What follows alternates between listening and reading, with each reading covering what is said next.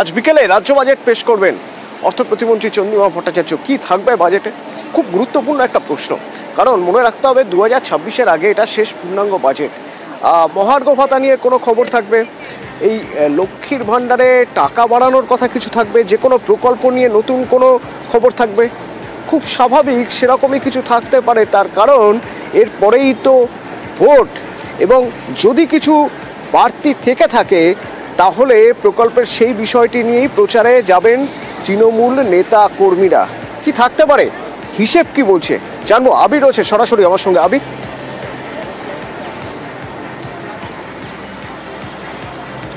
দেখো, জনমুখী বাজেট হবে এমনটা ইঙ্গিত পাওয়া যাচ্ছে। এবার এই জনমুখী বাজেটের অনেক ধরনের ব্যাখ্যা বিভিন্ন মহল থেকে উঠে আসছে। রাজ্য সরকারের তরফ থেকে গত কয়েক বছর ধরে যে সামাজিক প্রকল্পগুলিকে এগিয়ে নিয়ে যাওয়া হয়েছিল, তুমি তার মধ্যে একটা অন্যতম প্রকল্পের নাম বলেছো, তো সেই সামাজিক প্রকল্পগুলো সংক্রান্ত বৃদ্ধির হার কতটা থাকবে সেটাই বাজেটের ক্ষেত্রে ঘোষণা হবে। দ্বিতীয়ত হচ্ছে, সাম্প্রতিক সময় শেষ হয়েছে রাজ্যের শিল্প সম্মেলন, এবং রাজ্য সরকারের তরফ থেকে পরিষ্কার করা হচ্ছে যে রাজ্যে কর্মসংস্থানের ক্ষেত্রে দাঁড়িয়ে শিল্প কতটা গুরুত্বপূর্ণ এবং তার জন্য পরিকাঠামো তৈরি করাটাও কতটা গুরুত্বপূর্ণ। ফলে পরিকাঠামো খাতে এই রাজ্য বাজেটে বৃদ্ধির কথা ঘোষণা করা থাকতে পারে। তৃতীয়ত, অবশ্যই রাজ্য সরকারি কর্মচারী যারা রয়েছেন তাদের মহার্ঘ ভাতা বৃদ্ধির ঘোষণা।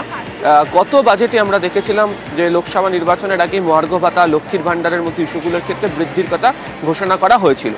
যদি রাজনৈতিকভাবে দেখতে হয় তাহলে দেখার যে গত কয়েক বছর ধরে রাজ্যের তরফ থেকে, শাসক দলের তরফ থেকে বারবার অভিযোগ তোলা হয়েছে কেন্দ্রীয় বঞ্চনা নিয়ে। এবার কেন্দ্রীয় বাজেটের পরেও যে যারা তৃণমূলের যারা সাংসদরা রয়েছেন তারাও তাদের বাজেট ভাষণে তারা এই কেন্দ্রীয় বঞ্চনার প্রসঙ্গের কথা বারবার ধরে তুলে ধরেছেন। এই বঞ্চনার মধ্যে দাঁড়িয়েও রাজ্য আবাসের টাকা, 100 দিনের কাজের যে টাকা বা তার জন্য নতুন প্রকল্প তৈরি করে এগুলোর কাজ হাতে নিয়েছে। আগামী দিনে তুমি যেহেতু নির্বাচনের প্রসঙ্গের কথা টানলে, একেবারে প্রান্তিক এলাকার মানুষের সঙ্গে এইগুলো সম্পর্কিত, ফলে এগুলোর ক্ষেত্রে বৃদ্ধির কথা বা আরও বেশি করে সংযুক্ত হওয়ার কথা ঘোষণার ক্ষেত্রে থাকতে পারে।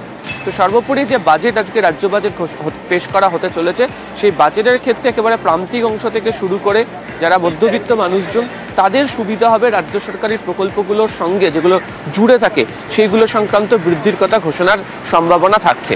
এর পাশাপাশি হচ্ছে উত্তরের যারা চা শ্রমিক রয়েছেন, চা বলয়ের যে জেলাগুলি রয়েছে তাদের জন্য বিশেষ প্রকল্পের কথা আজকের বাজেটের ক্ষেত্রে থাকতে পারে।